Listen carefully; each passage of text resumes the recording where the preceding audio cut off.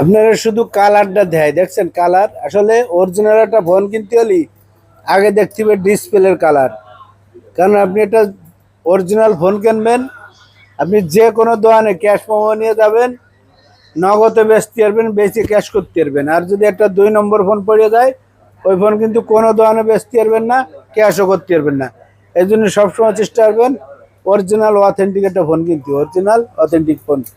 দেন 6500 mAh battery, 6500 mAh battery, Vivo V60, 8 GB 256 GB। ঠিক আছে, 8 GB 256 GB, 6500 mAh battery, international global. Price থাকবে একদম আচমকা প্রাইস। কালারটা কি দেখছেন?